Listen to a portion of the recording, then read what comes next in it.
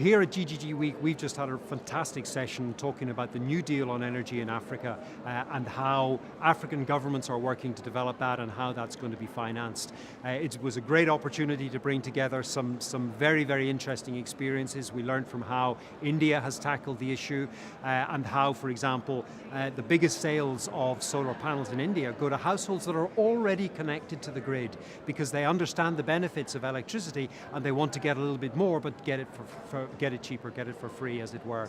So there were some very important lessons that we can learn from what's going on in other continents.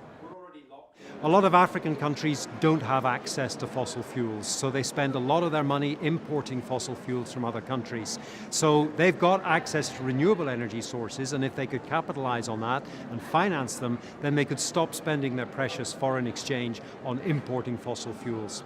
Then another reason is that, of course, renewable energy, there are challenges to capitalizing it and providing it, but on the other hand, in many places, it's around us all the time, particularly solar and wind. It's very easy, well, relatively easy, to build mini-grid and off-grid facilities that capitalize on renewable energy sources that are available on our doorstep, instead of building fossil fuel power plants in a centralized area that then need to be distributed. But actually, the solution is that we need a combination of both of these, because when we build mini-grids that rely on solar or wind power, there's times when the wind doesn't blow and the sun doesn't shine. So ideally, they then need to be connected to a national grid that enables them to draw on energy coming from other sources.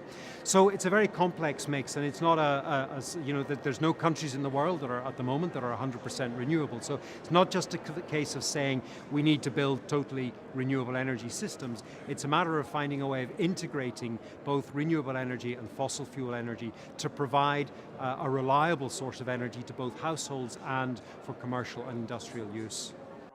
And in the African Development Bank, we think of inclusive as being both including environmental and ecosystem value as well as social value. So although, I mean, of course, including poor people is important, but that's not all.